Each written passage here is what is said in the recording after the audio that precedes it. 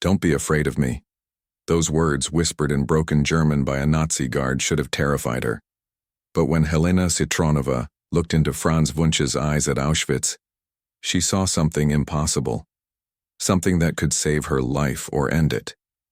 This is the true story of a forbidden relationship in history's darkest place, where a single glance could mean death, and where love emerged from the ashes of humanity's greatest evil. March 1922. A baby boy named Franz Wunsch was born in the small Austrian village of Drazenhofen, near the Czechoslovak border.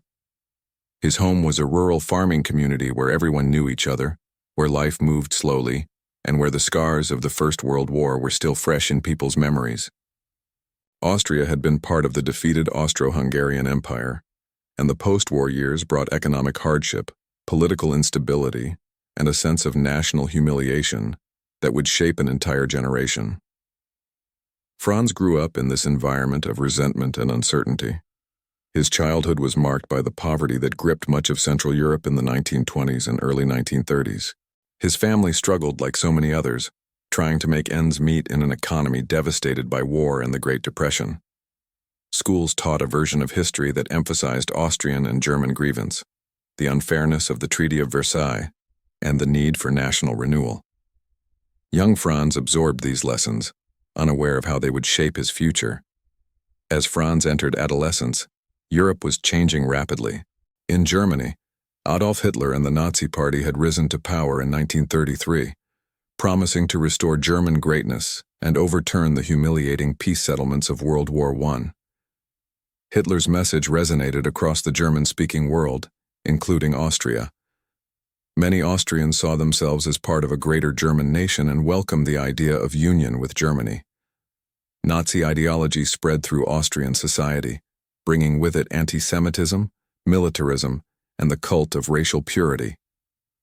In March 1938, when Franz was 16 years old, Germany annexed Austria in what was called the Anschluss. German troops marched into Austria and were greeted by cheering crowds. Austria ceased to exist as an independent nation and became part of the Greater German Reich. For many Austrians, including young men like Franz, this was a moment of national pride. They were now citizens of a powerful, expanding empire. They had opportunities for advancement that hadn't existed before. The Austrian army was absorbed into the Wehrmacht, and Austrian men were subject to German conscription laws. Franz Wunsch came of age in this new reality. He was shaped by Nazi propaganda, by the excitement of national resurgence, by the pressure to conform and serve. When he became eligible for military service, joining was not just expected but celebrated. Young men who didn't serve were viewed with suspicion and contempt. The culture glorified soldiers, uniforms, and martial virtue. Franz, like millions of other young men across the Reich, was swept up in this tide. By 1940, Germany had conquered Poland, and the Nazi regime was implementing its vision for the occupied territories. In May of that year, in a marshy area near the Polish town of Auschwitz, the SS established a new concentration camp. The Germans renamed the town Auschwitz. Initially, the camp was intended to hold Polish political prisoners, intellectuals, resistance members, and others deemed dangerous to German rule. The first transport of Polish prisoners arrived in June 1940. They were subjected to brutal treatment, designed to break their spirits and eliminate any possibility of resistance. The camp was built on the site of former Polish Army barracks, a location chosen for its railway connections and relative isolation. The first commandant, Rudolf Höss, oversaw the camp's expansion and the development of its procedures. Guards were recruited from the SS, the elite paramilitary organization that served as the Nazi Party's ideological vanguard. These men were indoctrinated in Nazi racial theory, taught to view prisoners as subhuman enemies of the Reich, and encouraged to use violence without restraint. Auschwitz in its early months was already a place of tremendous suffering, but it would soon become something far worse. As the camp expanded, it became clear that its purpose was evolving. Plans were drawn up for a massive expansion called Auschwitz the St. Birkenau, which would be capable of holding over 100,000 prisoners. New barracks were constructed, railway lines were extended, and ominously, Facilities were built that had nothing to do with imprisonment and everything to do with murder. Franz Wunsch, meanwhile, was following a different path. When Germany invaded the Soviet Union on June 22, 1941, launching Operation Barbarossa, Franz was among the millions of German soldiers sent east. The invasion was the largest military operation in history, involving over 3 million German troops supported by Finnish, Romanian, Hungarian, and Italian forces. Hitler believed the Soviet Union would collapse within weeks, that the racially inferior Slavs would be no match for German military superiority. He was catastrophically wrong. The Eastern Front became a nightmare beyond anything the German army had experienced. The distances were vast, far greater than anything encountered in Western Europe. Supply lines stretched to the breaking point. The Soviet Red Army, though initially caught off guard, fought with desperate ferocity. Soviet civilians conducted partisan warfare behind German lines, sabotaging supply convoys and attacking isolated units. And then came the Russian winter. German troops were not equipped for the brutal cold. Temperatures dropped to -30, -40 degrees Celsius. Soldiers froze to death in their positions. Weapons stopped functioning. Vehicles wouldn't start. Frostbite claimed thousands of casualties. Men wrapped themselves in whatever they could find, stripping clothes from dead soldiers and civilians. The Blitzkrieg had failed, and the German army found itself locked in a war of attrition it was not prepared to fight. Franz Wunsch experienced all of this firsthand. He saw friends die from enemy fire, from cold, from disease. He witnessed atrocities committed by both sides as the war on the Eastern Front descended into barbarism. The German army and SS engaged in mass executions of civilians, burning villages suspected of harboring partisans, and implementing the Holocaust by bullets, shooting hundreds of thousands of Jews in occupied Soviet territories. Soviet forces, when they recaptured territory, sometimes executed German prisoners or subjected them to brutal treatment. The Eastern Front was hell, and it brutalized everyone who fought there. During combat operations, Franz suffered a knee injury. The exact circumstances are not detailed in historical records, but the injury was serious enough to remove him from frontline combat duty. In the German military system, wounded soldiers who could no longer fight effectively were often reassigned to rear area duties.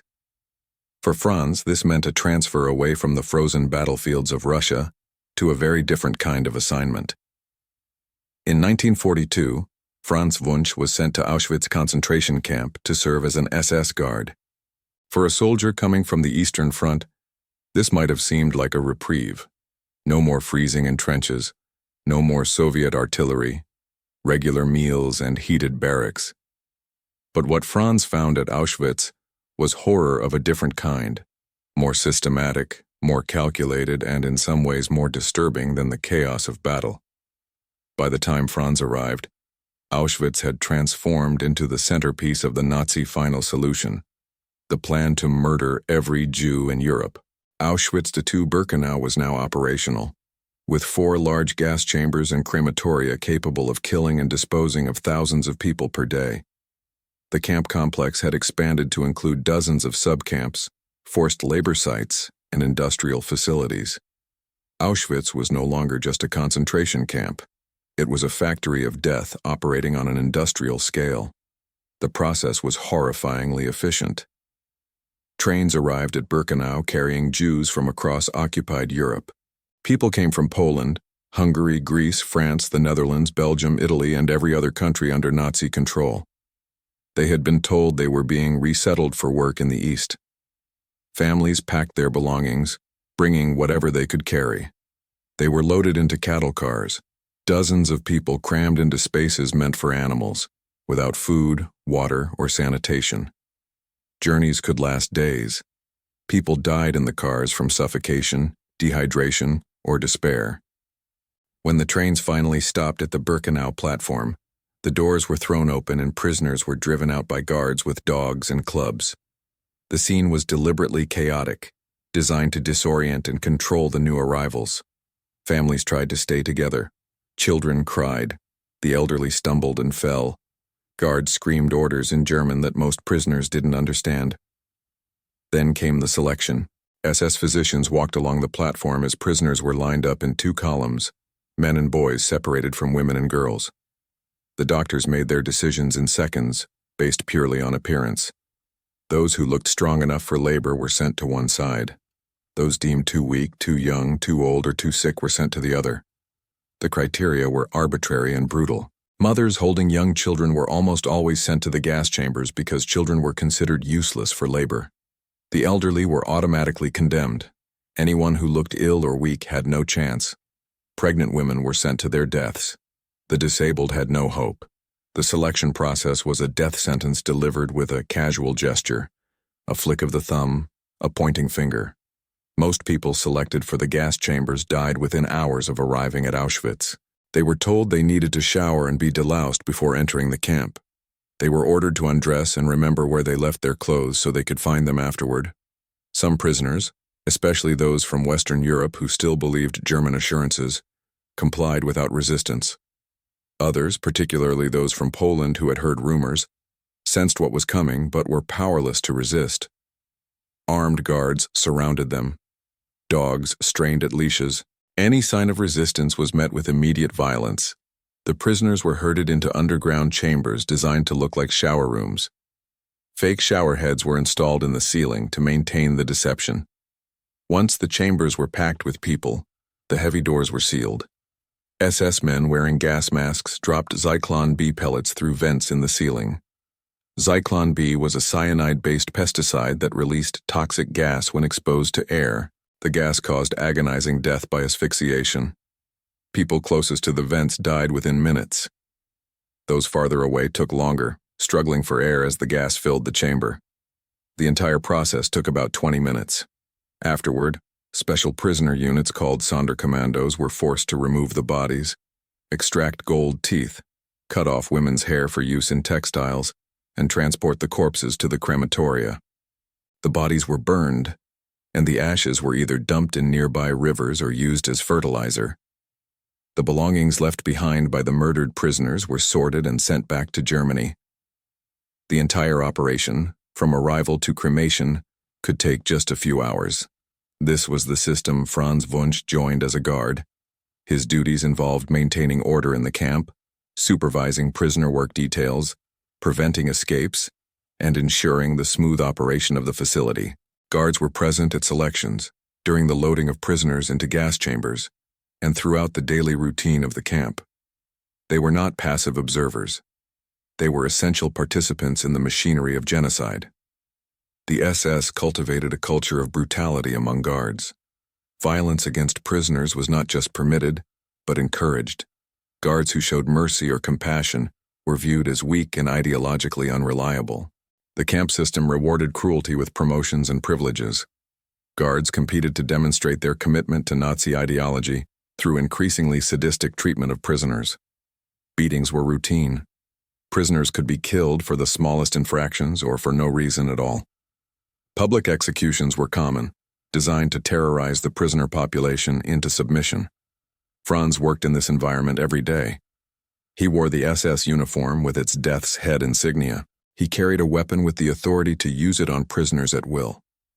He witnessed the daily arrivals of trains, the selections on the platform, the smoke rising from the crematoria. He knew exactly what was happening. There was no possibility of ignorance. The smell of burning bodies permeated the entire area. The screams could be heard throughout the camp. Every guard at Auschwitz knew they were participating in mass murder. Then one day, during his duties, Franz Wunsch saw Helena Kitronova. Helena was a young Jewish woman from Slovakia, a country that had become a Nazi puppet state. Slovakia's government collaborated with Germany in deporting its Jewish population. In 1942, Slovakia became one of the first countries to deport Jews to Auschwitz. Helena and her family, including her younger sister Zipi, were among those forced onto the trains. The journey was terrifying, packed into cattle cars with dozens of others, with no food or water, no space to sit, no sanitation. Helena endured days of travel not knowing where they were going or what would happen when they arrived. When the train finally stopped and the doors opened at Birkenau, Helena was confronted with chaos and terror. Guards with dogs screamed orders, Families were torn apart. The selection process separated Helena and Zippy from other family members. By chance or by appearing healthy enough for labor, both sisters were sent to the right to the camp rather than the gas chambers. This was only temporary salvation. Life in the camp meant slow death through starvation, disease, and brutality. But it was life, at least for now. Helena was tattooed with an identification number, stripping away her name and identity. She was given the striped prison uniform. Her head was shaved. She was assigned to a barracks where hundreds of women slept on wooden bunks with no mattresses, packed so tightly that turning over required everyone to move together. The food was starvation rations, watery soup made from rotten vegetables, and a small piece of bread. Prisoners lost weight rapidly, their bodies consuming themselves. Disease spread through the overcrowded barracks. Typhus, dysentery, tuberculosis, and other illnesses killed thousands. Medical care was non-existent except for the horrific experiments conducted by SS doctors like Josef Mengele. Helena was assigned to work in one of the warehouses where the possessions of murdered prisoners were sorted. The Nazis called this area Canada because prisoners imagined Canada as a land of plenty, and these warehouses were filled with mountains of stolen goods. Clothing, shoes, eyeglasses, luggage, toys, photographs, religious items, everything that people had brought with them was sorted, cataloged, and prepared for shipment back to Germany. Working in Canada was considered a privileged assignment because prisoners sometimes found food or other items hidden in the belongings. A piece of bread hidden in a coat pocket could mean survival for another day. But the work was also psychologically devastating. Every item represented a person who had been murdered. Children's toys, wedding rings, family photographs, all sorted by prisoners who knew these people had been gassed within hours of arrival. It was during her work assignment that Franz Wunsch first noticed Helena. What drew his attention is impossible to know with certainty. Perhaps it was her appearance, her youth, something in her bearing that caught his eye. In a place designed to strip away all humanity, to reduce people to numbers and labor units, Helena somehow retained something that made Franz see her as a person rather than a prisoner. Franz began to find reasons to be near the warehouse where Helena worked. At first, his presence terrified her. Any attention from an SS guard was dangerous. Guards had absolute power over prisoners. They could beat, torture, rape, or kill with no consequences. Female prisoners were particularly vulnerable to sexual violence from guards. A guard's interest could mean anything from immediate death to prolonged abuse. Helena had every reason to assume the worst, but Franz did something unexpected. Instead of threatening or assaulting her, he approached and spoke quietly. "Don't be afraid of me," he said in German. His tone was gentle, not the screaming and cursing that prisoners heard constantly from other guards. He didn't touch her. He didn't threaten. He simply looked at her with an expression that seemed impossible in Auschwitz, something like kindness or compassion. Helena didn't know how to respond. Speaking to a guard without permission could result in punishment or death. But Franz seemed to be waiting for a response, treating her like a human being rather than a prisoner. Cautiously, terrified, Helena acknowledged him. This was the beginning of a relationship that defied everything about Auschwitz. Over the following days and weeks, Franz continued to seek out opportunities to speak with Helena. He would appear near her work area when other guards weren't watching closely. Their conversations were brief, conducted in whispers, always with the awareness that discovery would mean death for both of them. Franz began to help Helena in small but crucial ways. He would leave food where she could find it, a piece of bread, some sausage, items that were precious beyond measure in a place of starvation. In Auschwitz, where prisoners survived on 600 calories a day or less, where bodies consumed themselves and people died of hunger constantly, extra food could mean the difference between life and death. Franz also provided warnings. When selections were planned, when SS doctors would walk through the barracks choosing prisoners who appeared too weak for labor to be sent to the gas chambers, Franz would alert Helena so she could try to appear stronger, healthier. He used his position to ensure she wasn't transferred to harder labor assignments that would have killed her within weeks. He protected her from other guards who might have targeted her. Helena was trapped in an impossible moral situation. Everything about Franz repelled her. He wore the uniform of the SS, the organization murdering her people. He worked at Auschwitz, the place where her family and community were being systematically exterminated. Every time she saw the SS insignia on his collar, she was reminded that he was part of the machinery of genocide. Accepting help from him felt like a betrayal of everyone who had died, everyone who was dying every day in the gas chambers. But Helena also desperately wanted to survive. Her sister Zippy was still alive, and Helena felt responsible for protecting her. The food Franz provided didn't just keep Helena alive, she could share it with Zippy and sometimes with other prisoners in her barracks. The warnings he gave about selections helped others survive. His protection extended beyond just Helena herself. And there was another factor. In the absolute hell of Auschwitz, where every moment was filled with terror and degradation, where prisoners were beaten and starved and worked to death, where humanity seemed to have been completely extinguished, Franz's kindness represented something precious. It was a reminder that not every person was a monster, that some capacity for compassion still existed. For a prisoner who had seen nothing but cruelty for months, this was psychologically significant. So Helena made choices that would haunt her for decades. She didn't reject Franz's attention. She spoke with him during their brief encounters. She accepted his help. She allowed a relationship to develop that was forbidden by every law of the Nazi state and complicated by every moral consideration imaginable. Some historical accounts suggest that genuine feelings developed between them, that this was not purely transactional, but involved real emotional connection. Whether this was love or something else, whether it was possible for authentic feelings to exist in such a distorted power dynamic, remains a question without easy answers. Franz's behavior was extraordinarily dangerous for him as well. Nazi racial laws absolutely forbade relationships between Aryans and Jews. The Nazis called such relationships Rassenschande, racial defilement, and punished them severely. For an SS guard to have any kind of relationship with a Jewish prisoner was among the most serious violations possible. If discovered, Franz would face court-martial. He would likely be imprisoned or executed. At minimum, he would be sent back to the Eastern Front, probably to a punishment battalion where survival rates were minimal. Yet Franz continued. He became more bold in his assistance to Helena. He allegedly helped other prisoners as well, using his position to provide small mercies where he could.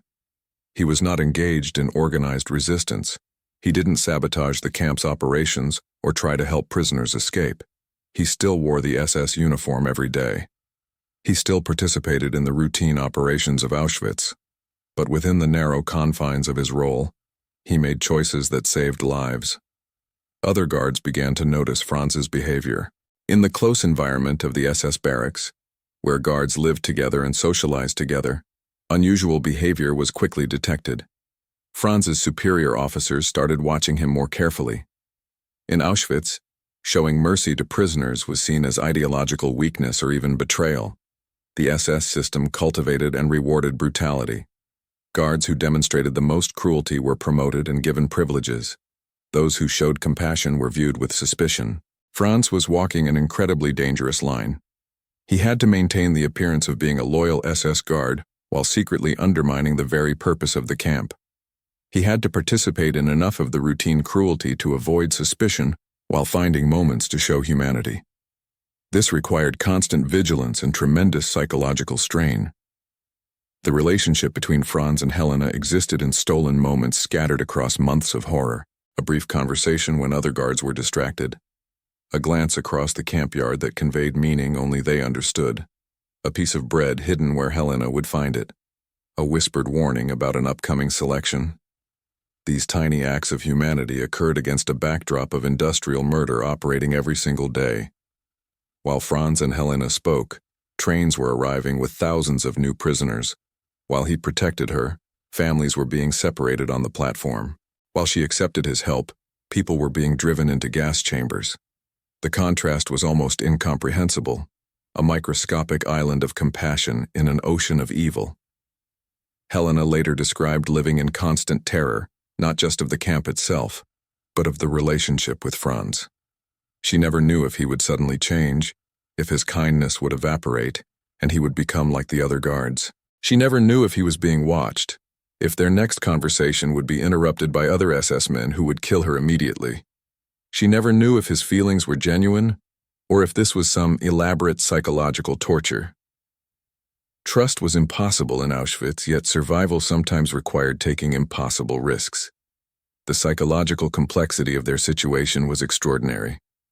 Franz was simultaneously Helena's oppressor and her protector. He was part of the system murdering her people while also saving her life. Helena was simultaneously grateful for his help and repulsed by what he represented. She needed him to survive while hating the need. They existed in a moral gray zone that the normal categories of good and evil couldn't adequately describe. As 1943 turned into 1944, the situation at Auschwitz intensified dramatically. The Nazi regime accelerated its genocide, knowing that Germany was losing the war. The Wehrmacht was in retreat on the Eastern Front. Allied forces had invaded Italy. The strategic situation was deteriorating, and Nazi leaders knew their time was limited. In response, they increased the pace of the final solution, determined to murder as many Jews as possible before Germany's defeat. In the spring and summer of 1944, the Hungarian Jews were deported to Auschwitz. Hungary had been Germany's ally, and its Jewish population of over 800,000 had been relatively protected. But in March 1944, Germany occupied Hungary and immediately began deportations. Between May and July 1944, approximately 440,000 Hungarian Jews were transported to Auschwitz. This was the highest killing rate in the camp's history. The gas chambers and crematoria operated 24 hours a day and still couldn't keep up with the number of bodies. The SS dug open pits and burned corpses when the crematoria were overwhelmed. The smoke was visible for miles. The smell was overwhelming. Even by Auschwitz's standards, this period represented peak horror. Franz continued to protect Helena through this nightmare. As the camp descended into even greater chaos, as the killing reached its maximum intensity, his assistance became more critical than ever. Selections increased in frequency as the SS tried to make room for the constant influx of new prisoners. Food rations were cut even further. Prisoners who became too weak to work were immediately gassed. The margin for survival became razor thin. Helena survived because Franz used his position to shield her from the worst. He ensured she had enough food to maintain her strength. He warned her about selections so she could avoid them. He kept her assigned to the relatively safer work in the warehouse rather than harder labor that would have killed her. He protected her when other guards might have targeted her. His help extended to Zippy as well, helping both sisters survive when so many around them were dying. Then in January 1945, everything changed. The Soviet Red Army was advancing rapidly through Poland, driving German forces back toward Germany itself. The sound of artillery could be heard in the distance from Auschwitz. The SS knew the camp would soon be liberated, and they began desperate efforts to hide evidence of their crimes. Orders came from Berlin to evacuate Auschwitz and destroy the facilities. The SS dynamited the gas chambers and crematoria, trying to demolish the most obvious evidence of mass murder. They burned documents and records. They attempted to erase what they had done. On January 17, 1945, the SS began evacuating prisoners from Auschwitz. Approximately 60,000 prisoners were forced on death marches, driven westward toward camps inside Germany in the middle of winter. Prisoners who couldn't keep pace were shot and left by the roadside. Thousands died from cold, exhaustion, and starvation during these marches. The SS guards knew Germany was losing the war and were desperate to avoid capture by the Soviets. Many fled, abandoning their posts and trying to blend into the chaos of millions of displaced persons flooding across Central Europe. Franz Wunsch faced critical choices in these final days. He could follow orders and evacuate with the SS, joining the death marches and likely ending up in Soviet captivity or killed in the final battles of the war. He could desert, abandoning his post and trying to make his way back to Austria, risking execution if caught by either German military police or advancing Soviet forces. Or he could try to help Helena and Zippy survive until liberation. According to testimony given decades later, Franz helped Helena and her sister survive the final chaotic days of Auschwitz.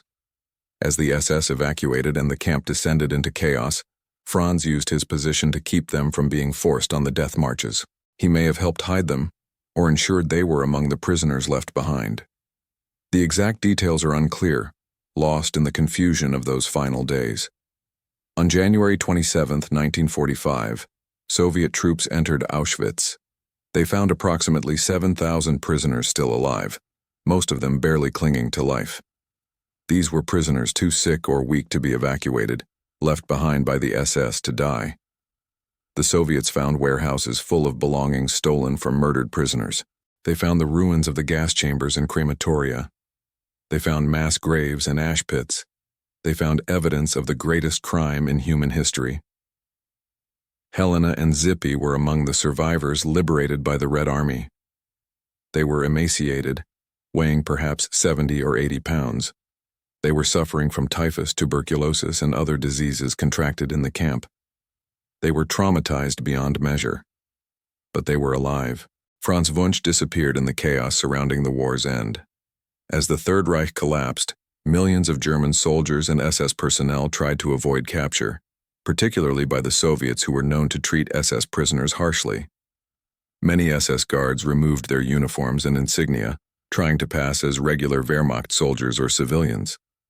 Some fled to Western occupation zones, preferring to surrender to Americans or British rather than Soviets. Others went into hiding, using false identities to avoid prosecution. Franz's fate in the immediate aftermath is unclear. He apparently made his way back to Austria, which was occupied by the four Allied powers. He may have been captured and released, or he may have successfully hidden his SS service initially. Many former SS members evaded immediate justice in the chaos of post-war Europe. Millions of people were displaced. Record-keeping had broken down. War crimes investigators were overwhelmed. Some perpetrators were caught quickly, but many others disappeared into the general population. Helena and Zippy faced the immense challenge of rebuilding their lives. They had survived Auschwitz, but they had lost most of their family. Parents, siblings, aunts, uncles, cousins, most had been murdered in the gas chambers.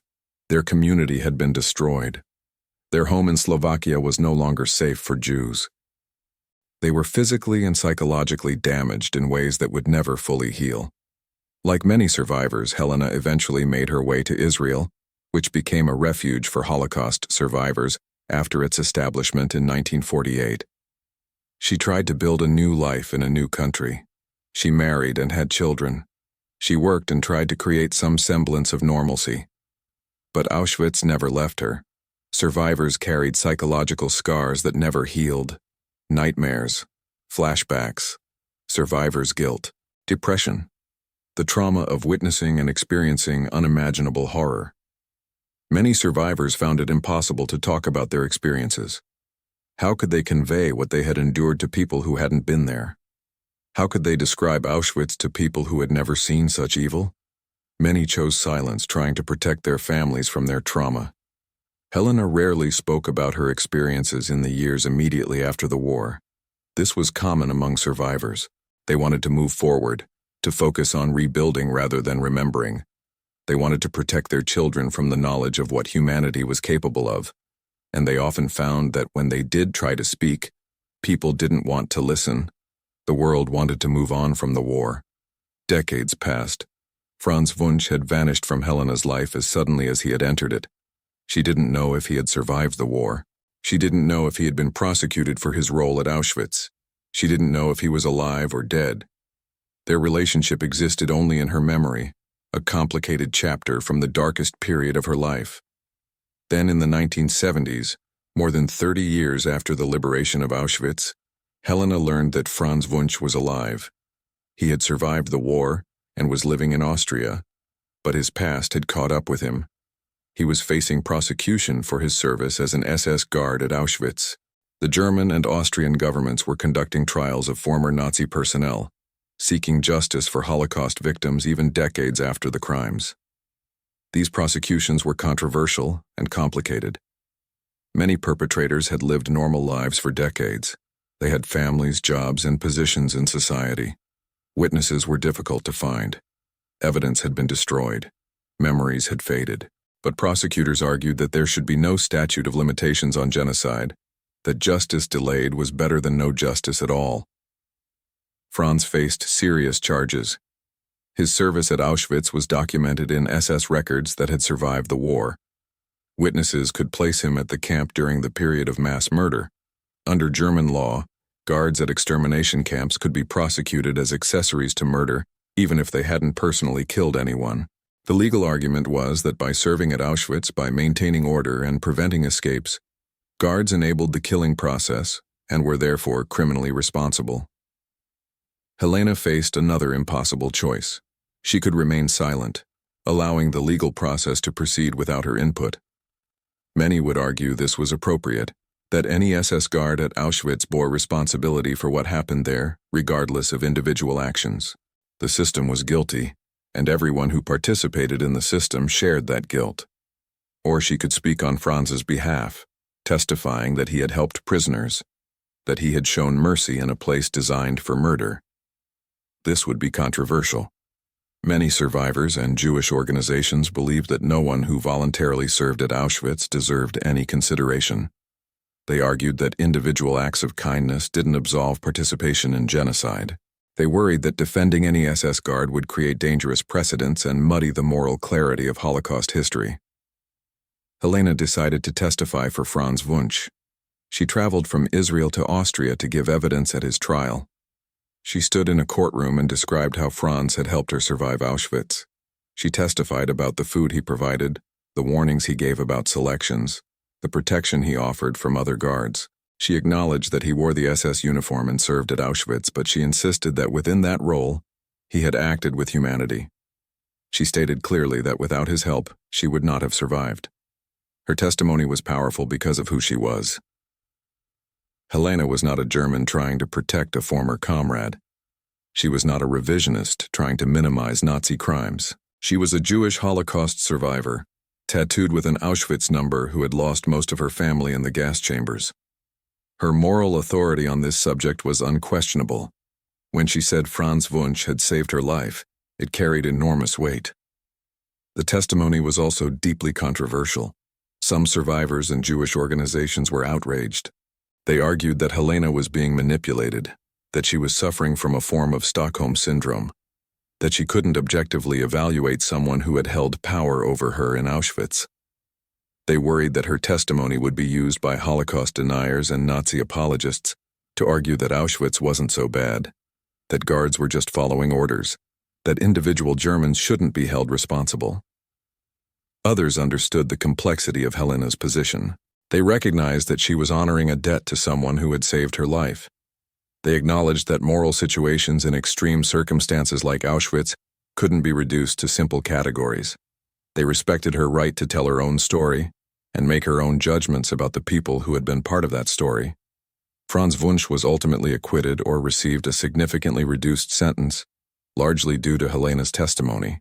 The exact legal outcome varies in different historical accounts, but Helena's evidence was crucial in establishing that Franz had not participated in atrocities and had actively helped prisoners survive.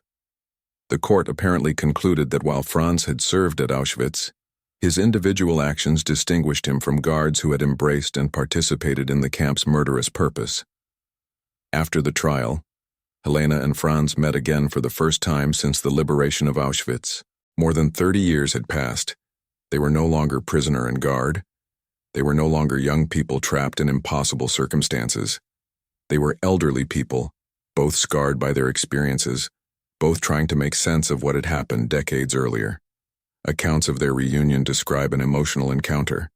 Franz reportedly expressed remorse for his service at Auschwitz, though he maintained that he had tried to help where he could. Helena reiterated that he had saved her life, and that she felt obligated to speak the truth about his actions. They apparently corresponded occasionally in the years that followed, letters between Austria and Israel that bridged an enormous historical and moral chasm. The story of Franz Wunsch and Helena Citronova raises profound and difficult questions about morality, choice, and responsibility in extreme circumstances. Franz was not a resistance hero in any conventional sense. He did not sabotage the camp's operations. He did not help prisoners escape. He did not refuse his assignment or desert his post. He wore the SS uniform and served at Auschwitz for an extended period, witnessing daily atrocities. He was part of a system built on genocide. He benefited from that system through regular pay, food, and shelter, while millions were being murdered. Yet within that system, Franz made individual choices that saved lives. He showed mercy when cruelty was expected. He helped prisoners when helping them put his own life at risk. He maintained his humanity in a place designed to destroy all humanity. Do these individual acts of kindness redeem or even mitigate his participation in a genocidal system? Can helping a few prisoners be morally significant when millions were being murdered? Should guards who showed occasional mercy be judged differently from those who embraced cruelty? These questions have no easy answers. Some argue that participation in a system like Auschwitz is absolutely condemning, regardless of individual actions. The system was evil, and everyone who kept it functioning shares responsibility for its outcomes. By this logic, Franz's help to Helena, while good for her personally, doesn't absolve him of responsibility for the broader genocide he facilitated. Others argue that individual moral choices always matter, even in extreme circumstances. By this logic, Franz's decisions to help prisoners represent genuine moral courage and should be recognized as such. He could have been cruel like most other guards but chose differently, and that choice is morally significant. Helena's choices are equally complex and raise different questions. She accepted help from an SS guard to survive. She developed some form of relationship with him, whether purely strategic or involving genuine emotional connection. After the war, she defended him in court, using her moral authority as a Holocaust survivor to protect someone who had served the regime that tried to exterminate her people. Some view her actions as pragmatic survival, doing what was necessary in impossible circumstances. No one can judge the choices made by people in Auschwitz unless they faced similar situations. Survival required compromises that would be unthinkable in normal circumstances. Helena did what she had to do to stay alive, and no moral condemnation is appropriate. Others see her post-war testimony as an act of moral courage, refusing to let Franz be judged solely by his uniform rather than his actions. She told the truth as she experienced it, even though that truth was complicated and didn't fit neatly into preferred narratives about the Holocaust. She honored a debt to someone who saved her life, even though doing so was controversial. Still others are troubled by the entire situation, worrying about the implications of any relationship between a guard and a prisoner in a death camp. The power dynamics were so distorted that genuine consent or authentic relationship seems impossible. They worry that Helena's testimony could be misused to minimize the guilt of other perpetrators or to suggest that Auschwitz guards were just ordinary people doing their best in difficult circumstances. The story also illustrates the danger of overly simplistic narratives about the Holocaust. It would be much easier if all Nazis were sadistic monsters and all victims were innocent saints. Such narratives are emotionally satisfying and morally clear.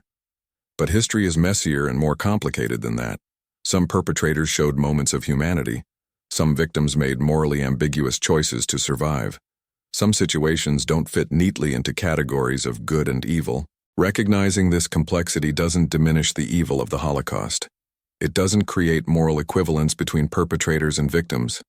It doesn't suggest that all sides were equally guilty or that the Holocaust was anything other than one of history's greatest crimes.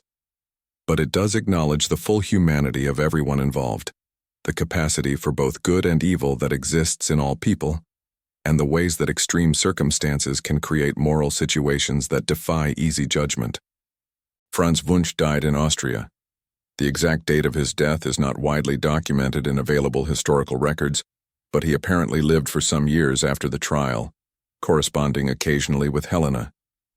He carried the weight of his Auschwitz service until the end, a burden that no amount of individual kindness could fully lift. Helena Citronova lived into old age in Israel, surrounded by the family she had built after surviving Auschwitz.